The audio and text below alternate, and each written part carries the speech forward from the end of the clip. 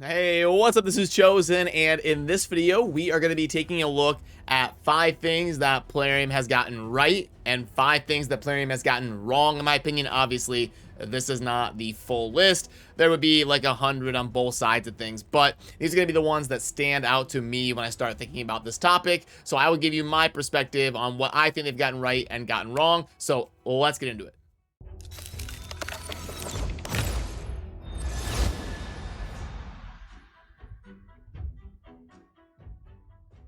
Alrighty, so first of all, we try to keep things positive around here. Let's start with the good. Let's not just dive right into the ranting and the bad stuff. We'll start with the 5 good things, and then after that, I will keep it equal and talk about 5 negative things, in my opinion. So right out the gate, to start off, number 1, we're gonna go with the permanent rosin fusion. This is something that they definitely got right. I was ecstatic when they added this to the game. I actually already had rosin when they added this to the game. It's not been there forever. Relic Keeper has been there basically since release, I believe, but they added rosin after I started playing, and I did actually already have him, but this was probably one of the best champions they could have chose to put in as the permanent fusion. It is a complementary affinity compared to your starting champions are always magic. Then you can get your hands on a force affinity legendary. He's a very sturdy defensive champion with turn meter reduction.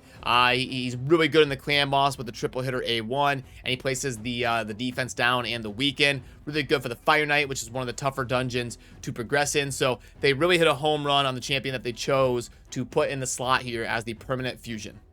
Next up, I'm going to talk about Faction Wars. Now, when they first released it, they didn't do a very good job on launch and the first iteration of Faction Wars, but it really has aged pretty well. They're adding more and more champions that help these factions have answers when it comes to the different mechanics they're going up against. For instance, Dwarves was insanely difficult, and the only revive option was Maui, but they added champions like Melga, is a massive carry for Dwarves, being an epic champion that can do revive. Just things like that that have helped Faction Wars age well compared to when Faction Wars launched.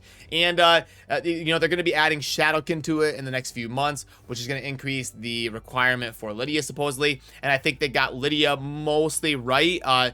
She's a solid champion, but not like god tier platinum break the game solid, but she is a nice reward. I think she could be changed a little bit, but admittedly it's very hard to design an insanely good champion that's not gonna like break the PvP meta. So it is a tough spot for them to design a champion in Lydia, and I think they got it mostly right. Plus, without Faction Wars, the game would have much less life in it. A lot of times you'll be like summoning shards and you'll pull a champion that doesn't really help you, but you're like, at least I can use them in Faction Wars. They're pretty good in Faction Wars, and they can help out my team there. So even though I'm not going to use them maybe in one of my dungeon teams, at least I can find a use for them. And it really opens up a long-term challenge for players to focus on and breathe some life into the game for the long-term health of your account. Not to mention, Faction Wars brought on glyphs, and I think they did a pretty good job with glyphs for the most part. Now, there are some complaints like... I don't think glyphs should be able to roll like not be an upgrade. Like let's say a speed glyph is 3 to 8. I don't think a speed glyph should be able to roll 3 twice in a row on one item. I think if it hits 3, the next roll should be a guaranteed upgrade. Like you use a speed glyph and it rolls a 3. The next one's gonna roll 4 to 8 because it can't roll 3 again. So you could, like worst case scenario, spend like 4 glyphs to get a max roll. That way you wouldn't have to slam like 12 just to hope and get a decent, because we know it seems weighted to have the minimums. But that's a different rant for a different video. I do think glyphs all in all were a good addition to the game, but obviously there are some complaints. Which kind of leads me into number 3, which is going to be the Forge. Now, we were all kind of underwhelmed by the Forge. Similar to Faction Wars, we were like, it could have been so much better. And I still do think the Forge could be a little bit better, but all in all, it definitely helped the game. It gave people an opportunity to have access to the Platinum Arena sets, which is Swift Parry and Deflection. You can get those via core hammers from the events and tournaments and stuff. I think it's mainly events. They're not in tournaments that often, but yeah, it gives you access to at least acquire those sets and not have to compete in Platinum Arena to have access to that gear. Plus, it really is a great help in terms of getting more good usable gear on your account. the rank and rarity charms, and all that. It did add a lot to the game, and it is kind of aging well as they continue to round it out with more and more sets that are coming to the game. So I would have to put Forge as a pretty good thing that maybe I was a little bit too harsh on when it launched, but it is getting better with time. Number 4 for the good, I'm gonna put the Doom Tower in the good section. Similar to Faction Wars, it really helps breathe some life into the game and give players some challenges to get after. Now, obviously, there are some negatives. Nothing is perfect. I think they've done a good job overall with the bosses and making them very cool aesthetically, and all of them having different mechanics. But Bommel, their most recent one here, Bommel is very rough. He could probably use being tuned a little bit.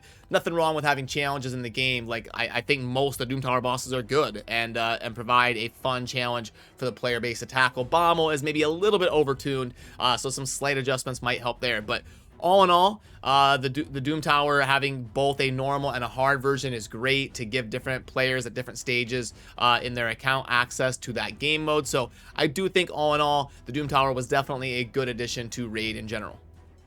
And the last one at number 5 for the good side of things, this one might surprise you. I'm actually going to talk about the potion keeps. I think they hit an absolute home run in the changes they made recently to the potion keeps. Let me pull this up. I've got a little comparison chart here on the potions. Now, you can see here, the main thing you want to look at on this is on the bottom row over there, the equivalent superiors, and you can see that's the average per refill. So we used to only have potion keeps go up to level 15, and you would get an average of 3.45 superiors at level 15 per refill.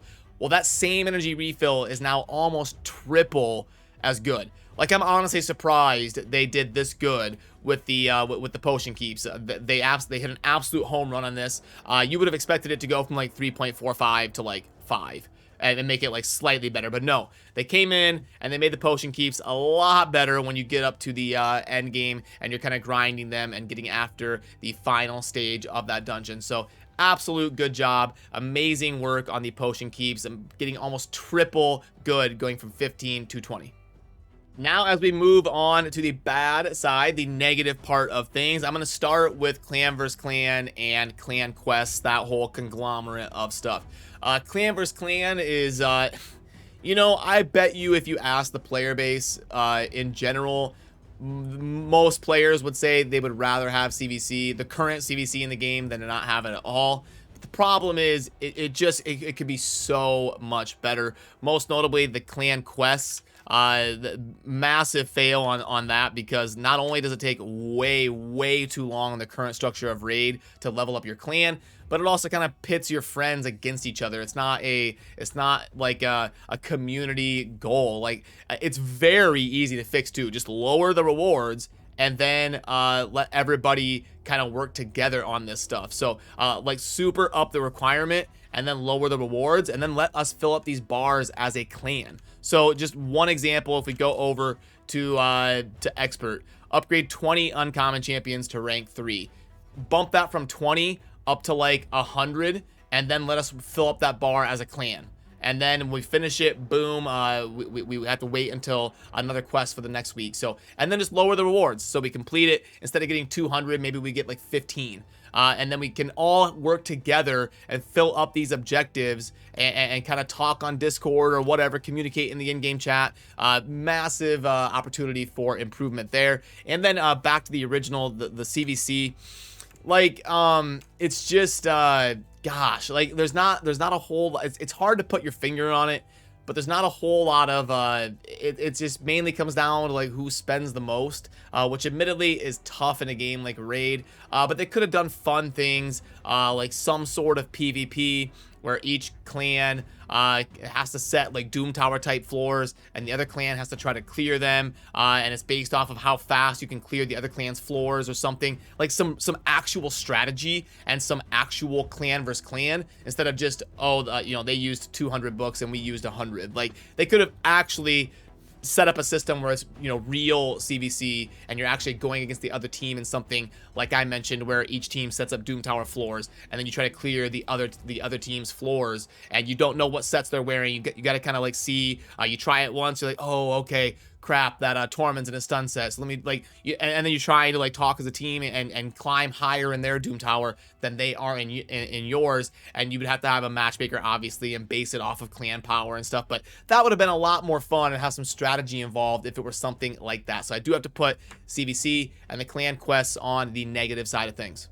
At number 2 on the negative side, we are going to go with the tag team 3v3 arena. Now, this was another thing the player base was very hyped for, but it just kind of fell flat in its implementation. I think the main problem with Tag Team Arena is that it's based off of a flat number of players in each tier instead of a percentage of the player base, which is a massive fail. And I believe if they just made that one change, just adjusted it to kind of flex with the player base, it would be a lot better competition. I know down in bronze, people are facing Siffy and Tormund and Krisk and Duchess and Warlord, and it's just it ends up taking way too long to like, no one wants to spend 2 or 3 hours a day in Tag Team Arena, so they need to do a better job of flexing it with the player base instead of making it a flat number. Also, maybe some quality of life changes where you can swap the whole team at once instead of like one champion at a time. Like, let's say I'm going into battle, I could just like click an arrow to move the whole team down and it would swap the teams, or have like a little swap button here, so click swap and then it'll swap it with the next team I click on, instead of having to, like, let's say I want to move this, I gotta go like, okay, boom, boom, boom, boom. Just little things like that. There's lots more that could be done with the Tag Team Arena, but in general, I do have to put Tag Team Arena on the negative side of things. Next up, let's talk about balancing on the negative side of things. We really don't get near as much champion balancing and set balancing to keep the game fresh and keep things moving, to get metas shifting. Like, it's happening like once or twice a year. I mean, it is very, very sparse. I think sets have only been balanced once in like the 3 years raid has been a thing. There's so many trash sets that just are completely unused. Like, I know there's always going to be a meta. I know there's always going to be champions that are best and sets that are best, but you got things like curing and like things that are just never seeing play that could easily be adjusted. We're not talking about like new art assets. We're not talking about crazy things. We're talking about just adjusting numbers. That's it. Just adjust what it does, these are simple changes. The same thing with champions. You could easily balance champions just by changing numbers, the multipliers, the cooldowns, things like that. Very, very simple adjustments. I'm not talking about like nerfing champions. I'm talking about champions that are just never, ever going to get used anywhere. Maybe give them a little bit of love. Maybe once a month do like, we're gonna balance a couple champions, we're gonna balance a set or two, make some changes here or there, and try to like make the game have a better flow instead of having so much useless stuff. I think there could be a lot more balancing in the game for sure. Number 4 on the negative side, we're gonna go with time consumption. This is something that has not really been addressed until recently. They did start to add these drop fevers that you see right there. I believe they do realize that it is an issue. The downside of adding a bunch of new content, which is good, we all want new content, but no one wants to play raid 5 hours. Well, I shouldn't say no one. Most people don't want to play raid 5 hours a day just to efficiently manage their account.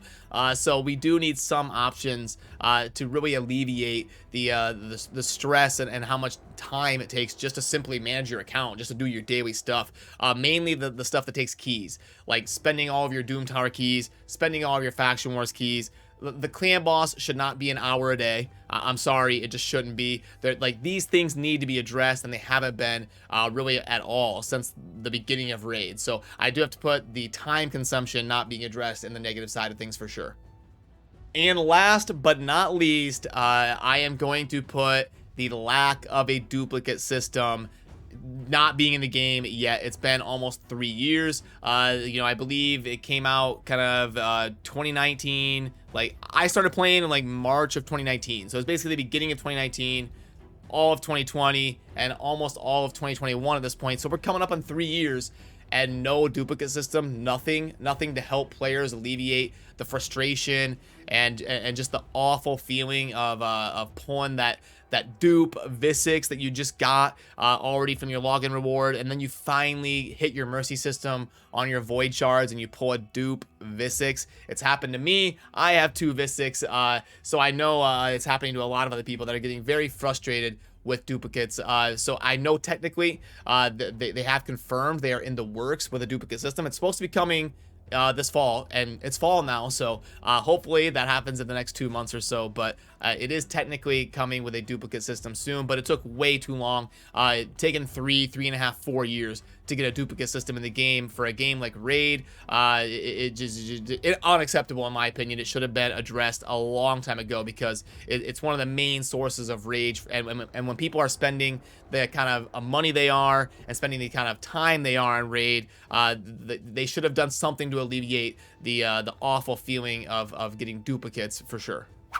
Again, just to wrap up what the list was, it was the Rosin Permanent Fusion on the good side of things, along with Faction Wars, the Forge, the Doom Tower, and the Potion 20 keeps. And then the negative side of things was Clan vs. Clan, and along with the Clan Quest, kind of putting those together. The Tag Team Arena, balancing in the game not happening often enough, the time consumption not being addressed, and also the duplicate system taking way too long to arrive in the game because it is too big of a deal to not have it implemented yet. But let me know down below. I would really like to hear the times that you agree with me or disagree with me, or things that should have been on here in your opinion that should have made the list that I should have covered and did not. I really enjoy reading your perspective as well. So that's gonna do it for me in this one. As always, thank you for watching.